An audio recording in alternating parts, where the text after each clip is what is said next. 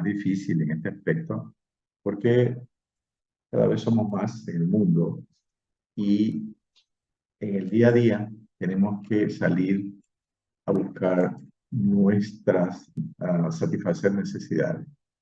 Y es por eso que entonces hay otras personas que salen a buscar lo mismo. Y esa competencia hace que utilicemos más tiempo en prepararnos y eso nos ocasiona estrés porque siempre hay la posibilidad de que no consigamos lo que queremos y tenemos objetivos en la vida y tenemos esperanzas y tenemos deseos de mejorar, ganas de llegar al meta. Y eso hace que haya mucha adrenalina todos los días circulando. Una forma de decir, pero esas son las tensiones. Factores dietéticos, confirmando lo que dijimos, sobrepeso, aumenta los niveles de presión, no produce presión alta. Hay que entender esa situación. Tenemos las causas de hipertensión, pero el sobrepeso, el consumo de sal y consumo de estimulantes como lo que tienen cafeína o lo que tienen santinas, como la coca, el café, las bebidas con cola, yerba mate, todos esos alimentos, el chocolate, puede subir la presión. Entonces, aumentan los niveles cuando la presión especialmente no está controlada. Eso no quiere decir que no deba tomar ni comer nada, ni comer sal. Hay algunas circunstancias donde los pacientes dicen, el doctor me dijo que no comas nada de sal, y el hipertenso solamente. Digo solamente porque no tiene insuficiencia cardíaca. Entonces, no es así. El paciente puede comer sal, especialmente si es mayor, porque se le quita la vida a la persona que comió sal siempre. No encuentra, inicialmente por supuesto, no encuentra satisfacción en la comida. Que debe dejar de comer en exceso, por supuesto. Que el queso no lo debe comer porque generalmente es salado, puede comer, pero lo mínimo. Que no debe comer majao de charque, que es salado, puede, pero poco. Y así se puede dar un diurético suave en ese día, alguna de esas cosas, pero no hay que quitarle todo en relación a la comida, porque las personas se deprimen, se sienten más enfermas. Tiene que ser una dieta suficiente y una dieta inteligente, digamos, entre comillas, ¿no? La gente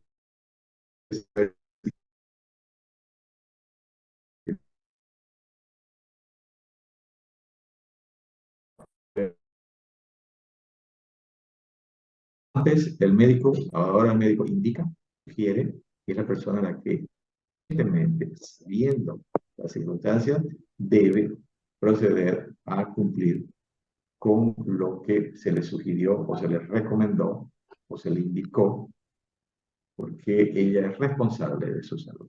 Antes era el médico todo. El médico dijo, el médico me ordenó. Ya no es así. Hay que solamente crearle conciencia a las personas, a los pacientes, para que ellas se cuiden. No puede estar en todas las circunstancias. Entonces, eso es importante, hacerle entender a la persona de que debe tener disciplina en su tratamiento.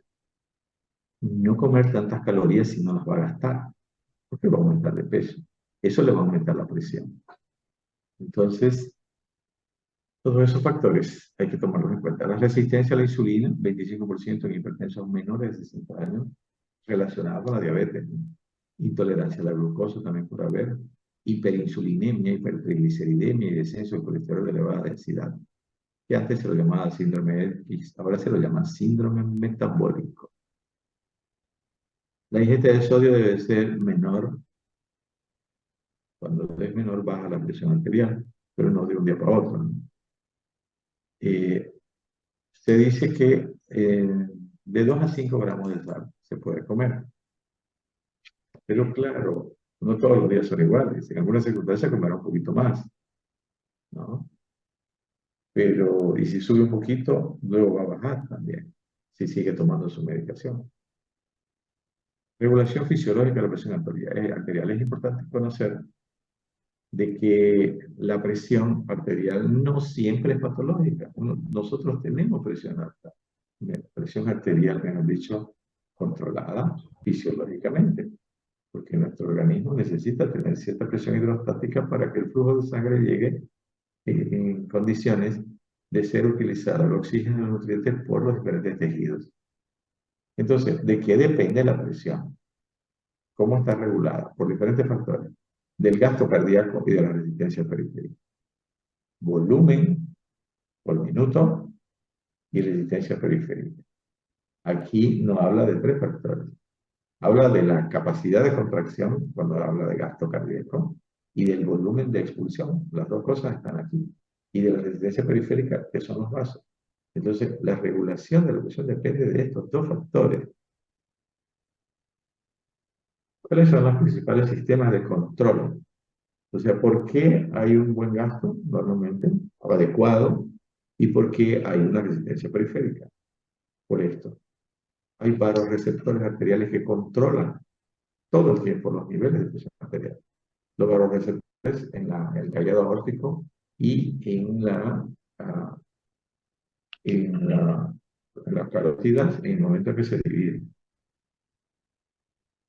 El metabolismo hidrosalino, eso está relacionado con riñón, por ejemplo, porque el riñón controla la salida de sales y la salida de agua, pero no solamente el riñón, sino todo el metabolismo. El sistema renina, angiotensina, aldosterona está relacionado con el riñón. Y la autorregulación vascular, quiere decir que al final el control de las catecolaminas, por ejemplo, va a ser el que va a determinar el control de la vasoconstricción y de la relajación de los vasos.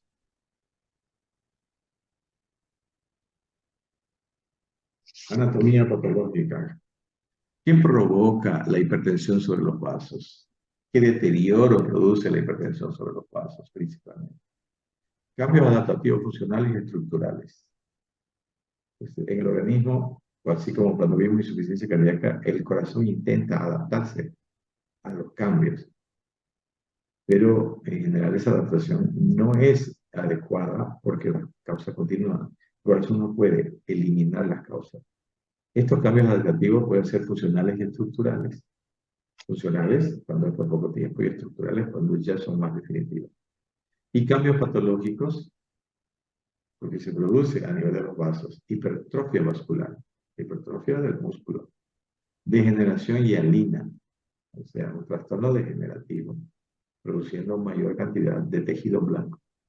Necrosis pueden haber a nivel de los vasos. Y formación de ateromas, depósitos de grasa. Sintomatología. La mayoría de los pacientes son asintomáticos. Por eso se dice el enemigo silencioso. La presión, hipertensión arterial, el enemigo silencioso. Cuando hay síntomas,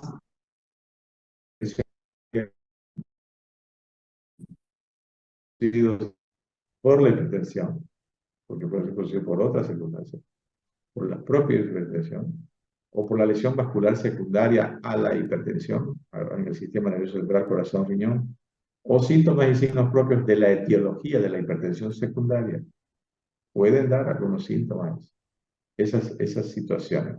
La propia hipertensión puede dar síntomas, pero no son patognomónicos. La lesión vascular secundaria a la hipertensión a nivel de cerebro, corazón, riñón, y los síntomas propios de la etiología en la hipertensión secundaria. Ahí se pueden presentar síntomas. Síntomas comunes. Cefalea, hay infinidad de causas para que haya cefalea. Disnea, mareo, trastornos visuales y palpitaciones. No solamente va a ser el hipertenso que va a sentir eso. Por eso son síntomas comunes que no se puede siempre atribuir a la hipertensión. Diagnóstico, como ya hablamos también algo antes, se establece por 3 determinaciones separadas como mínimo por una semana. Eso es lo que dice la literatura. Ahora, esto uno lo toma como guía, pero en el momento de tener un paciente ahí, es un paciente que va a viajar, digamos, al campo y viajar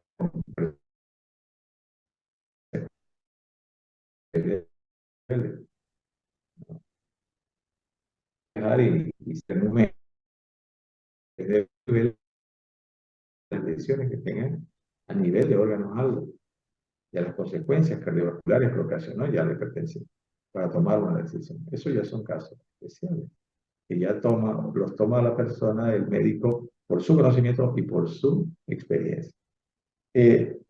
Excepto este diagnóstico inicial, excepto si el paciente presenta niveles iguales o mayores a 210 milímetros de mercurio. Si presenta iguales o mayores dentro de esta indicación a 210 o igual, es hipertenso. En la primera, es hipertenso, no hay vuelta. De sistólica o iguales o mayores a 120 milímetros de mercurio de diastólica. Quiere decir que si el paciente tiene 180, 120, también es hipertenso. Entonces también hay que iniciar tratamiento. Eso quiere decir. Las complicaciones que se observan en los órganos algo en los pacientes hipertensos no tratados, no controlados o que tienen niveles muy elevados de presión a nivel del corazón, riñones, sistema nervioso central y ojos. Las complicaciones cardíacas, aquí solamente las nombro. Ya ustedes van a investigar cada una de ellas, porque si no, el tema se hace muy amplio. Ejemplo, hipertrofia del ventrículo izquierdo, y ustedes saben, cuando hablamos de insuficiencia cardíaca. Falencia del ventrículo izquierdo significa una pérdida abrupta de la capacidad de contracción del corazón. Eso va a generar una insuficiencia cardíaca aguda, manifestada generalmente por edema agudo de pulmón.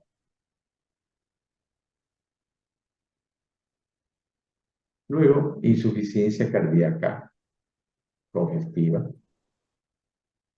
e infarto agudo del miocardio. No va a producir solo la hipertensión y el infarto, pero es un factor fundamental de riesgo para producir infarto, junto con la diabetes, junto con la edad, junto con el colesterol, ¿no? Son factores que contribuyen a los trastornos cardíacos. Renales, la hipertensión produce lesión del riñón, produce alteración de la función renal. Y esta función renal alterada va a producir más hipertensión ya secundaria. Era primaria inicialmente. Y se agrega un factor secundario más, en este caso. El riñón va a producir más presión alta. Las causas, la fisiopatología de esto, ya cada uno investiga. Es decir, en el sistema nervioso central, las complicaciones pueden ser la encefalopatía hipertensiva como una emergencia o como una emergencia hipertensiva. No, como una urgencia hipertensiva que tiene que ser tratada y que tiene su sintomatología principalmente por cefalea importante y náuseas y vómitos. Infarto cerebral, quiere decir tipo embolia cerebral, producida por algunas circunstancias relacionadas con la hipertensión, como una fibrilación auricular que produce coágulos y va al cerebro. Derrame cerebral, más frecuente por hipertensión, pero también puede ser por infarto por vasoconstricción, espasmo arterial. Pero el derrame cerebral más directamente relacionado con la hipertensión porque se forma un aneurisma o ya tiene el paciente aneurisma congénito y con el tiempo va a explotar y se va a producir la hipertensión, se va a producir el derrame cerebral. Esto principalmente en el cerebro. Formas clínicas de hipertensión arterial. Las formas clínicas aquí las vemos en relación a lo que puede producir la hipertensión en el organismo. puede ser una hipertensión nueva que ustedes la descubran e investigan si hay repercusión en los órganos algo y no hay. Entonces, solamente hipertensión arterial que debe ser controlada para evitar las complicaciones. Se debe hacer diferencia por el riesgo. ¿Qué riesgo tiene la hipertensión del paciente en su vida o en producir complicaciones? Y de acuerdo a esto, hay que ver el tratamiento. Ejemplo, una emergencia hipertensiva va a necesitar un tratamiento inmediato e internación. Una urgencia hipertensiva va a necesitar un tratamiento inmediato, pero se puede controlar más rápidamente y el paciente puede ir a su casa. Y una hipertensión alta, bastante alta, por ejemplo, 200 por 120, asintomática, se puede tratar ambulatorialmente. Ahora ya no se hacen casi los tratamientos vía sublingual, de no ser una urgencia hipertensiva y en un lugar donde no hayan otras condiciones para tratar. Porque se ha visto de que a veces la presión baja de golpe y más bien produce trastornos cerebrales o infartos. Eso sucedió con el amlodipino, no con el amlodipino, con el nifedipino que salió en cápsulas, con cápsulas con contenido líquido, entonces uno colocaba las gotas sublinguales y la presión bajaba. Yo no lo estudié, pero sigo con la mente, con la idea de que para que se suspenda este tratamiento, en algunas circunstancias es necesario, porque se empezó a usar de forma indiscriminada. Habían colegas médicos generales, por supuesto, no cardiólogos, que le decían al paciente, le daban la receta, cómprese estas cápsulas, la pone en la boca o le hace la pincha y se pone el contenido. O si no, la pone en la boca, la mastica y ese contenido lo deja en la boca. Eso no se debería hacer. 10 gotas más o menos serían. Eso yo pienso de que fue lo que hizo de que hayan algunas complicaciones. ¿Por qué? Porque esto tenía un protocolo cuando salió. El protocolo era que debería ser administrado por un médico y debería ser por una enfermera con, eh, con experiencia. Primero, controlar la presión. ¿Cuándo dar el medicamento? Cuando la presión está a 180, 110 milímetros de mercurio o más. ¿Qué es lo que se debe hacer? Se controla la presión y se anota. Se le ponen las gotas, 5 o 10 gotas. Se espera 10 minutos, control. Otros 10 minutos, control. 30 minutos, control. Y ahí se ve la evolución de la hipertensión. A los 30 minutos la presión ya se estabiliza en esa época. Y yo una vez usé 2 cápsulas en un paciente y no tuve problema. Pero después, claro, ya se vieron esas circunstancias y se empezó a usar menos. Entonces, últimamente ya usaba 3 gotas, 5 gotas máximo. Porque no es necesario bajar de golpe la presión cuando es una hipertensión donde no hay ninguna sintomatología aguda que pueda ocasionar otros trastornos en la persona. No es necesario. De repente esa presión la tiene hace 3 meses o de repente 6 meses y nosotros queremos bajarla de golpe. El organismo, por más que sea eso patológico, está adaptado a esa presión. Y los cambios bruscos en el organismo son los que ocasionan más bien más problemas. Entonces, hay que bajar la presión, hay que bajarla, pero no hay necesidad de bajarla tan rápido. ¿Por qué? Porque ha ocasionado problemas cerebrales y problemas hasta de infarto, por disminución del flujo coronario. Entonces, ¿qué ahora me voy a adelantar un poco al tratamiento en esas circunstancias para que ustedes lo tomen? ¿Qué es lo que puede hacer un médico joven? Digo joven en el sentido que recién salió de la carrera, ¿no? Porque puede ser una persona mayor que estudió la carrera. Joven en el sentido de que recién salió de la carrera de medicina y está haciendo algunas prácticas. Presión alta en un paciente que tiene un problema emocional y que se confunde. ¿El problema emocional es por la presión? No. La presión es una consecuencia de un problema emocional. Entonces, ¿vamos a bajar la presión? Sí, podemos bajarla si está, digamos, 180, 110. ¿Cómo la bajamos en forma segura, sin poner nada? Diurético, una ampolla de furosemida y bajamos el volumen. Claro que eso no va a ser permanente, no va a bajar la presión por todo el mes, le va a bajar por unas horas, igual como se bajaba con el azul igual, 4 horas, pero hay que medicarlo ya vía oral. Entonces ahí vemos, estas circunstancias emocionales son la causa de los niveles de presión, ya tenía presión alta, ¿cuánto es la presión cuando el paciente no estaba bajo estas circunstancias emocionales?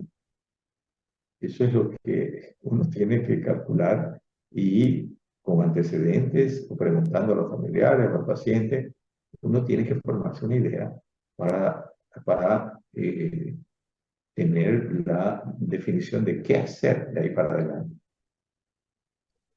Dependiendo de eso, uno va a dar medicación o le va a decir vuelva o lo tiene ahí en observación unas 12 horas a confirmar, recién le da medicación vía oral y se va.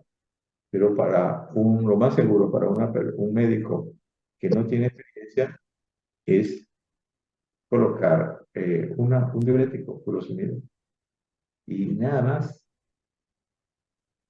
Muy bien. Entonces, hay algunas circunstancias donde la presión empieza a subir y en tiempo corto, por ejemplo, 6 meses, esa presión está permanentemente alta y empieza a producirse trastornos a nivel de vaso.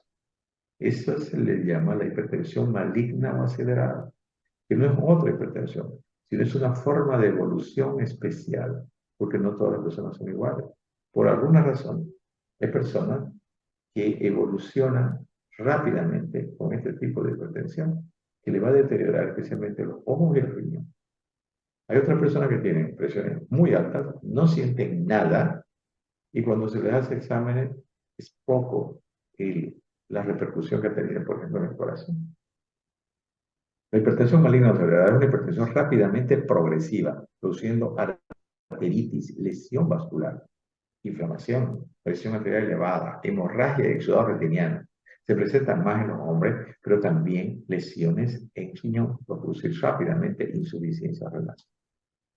Y la hipertensión común, podríamos decir que es benigna, aunque generalmente no se usan esos términos. Los tipos etiológicos, como ya vimos cuando hablamos de clasificación de hipertensión esencial, se hace el diagnóstico generalmente clínico nomás por exclusión, historia familiar. Uno pregunta, padres hipertensos, tíos hipertensos, abuelos hipertensos. Por eso se excluye una hipertensión esencial primaria o genética.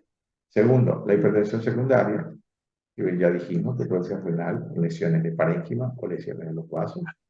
Endocrina, por hiperfunción córtico-suprarrenal, síndrome de Cushing, hiperaldosteronismo primario, pero como síntomas cuando son trastornos de las cápsulas suprarrenales. La hipertensión de la vejez. La hipertensión de la vejez no es otro tipo de hipertensión, pero aquí tenemos que hacer una salvedad. Personas que no tienen trastornos o no tienen genética de hipertensión, que van a hacer solamente hipertensión ya después de los 60 años.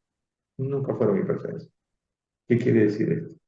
Que se debe a modificaciones en la estructura de los vasos principalmente.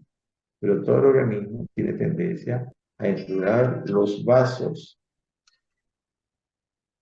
Por consiguiente, hay una esclerosis y eso hace que no tenga la capacidad ya de distenderse para regular la presión, sino que se queda más firme la estructura vascular. Por consiguiente, eso va a generar hipertensión. Tiene un buen corazón. La hipertensión, entonces, la vejez es más sistólica. Sistólica. La diastólica generalmente es normal. Prevalencia de la hipertensión en mayores de 60 años, aproximadamente el 60%. En general, los hipertensos después de los 60 son 6 de cada 10. O sea, muy frecuente. Cuando ustedes vean a un paciente de más de 60 años que entra a su consultorio, piensen, probablemente hipertenso. La hipertensión sistólica igual o superior a 140 milímetros y la diastólica igual a 90 milímetros de mercurio. Igual o superior quiere decir 140, que no es hipertensión todavía. En este caso tiene que ser más de 140. Pérdida de elasticidad de los vasos, es lo que hablamos, esclerosis. Tratamiento menos agresivo, no con un perflujo órganos vitales. ¿Qué diferencia hay con la hipertensión común, digamos? De que el tratamiento de estos pacientes se debe tener mayor cuidado. Bajar la presión con más lentitud.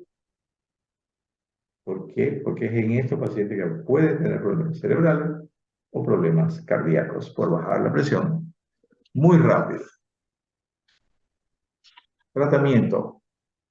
Enfermedad crónica. Aquí lo vamos a dejar en el tratamiento porque es larguito. ¿Y alguna pregunta? Doctor, en este caso, por ejemplo, de en una crisis hipertensiva, al bajar muy rápido la presión, entonces ahí es donde se da el famoso secuestro coronario, ¿no? Sí, es una de las probabilidades.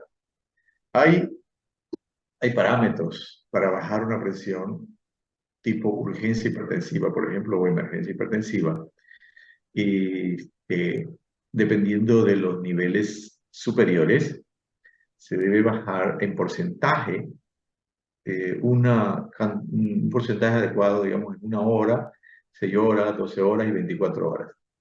Eso ustedes lo leen, ¿ya?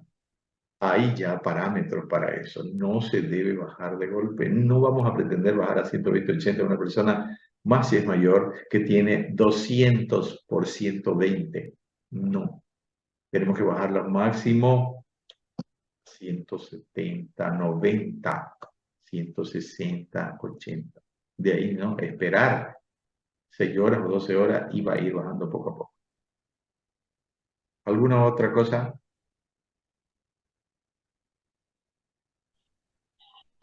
Muy bien. Cuando tenga la lista oficial, yo creo que el martes ya vamos a poder tomar lista.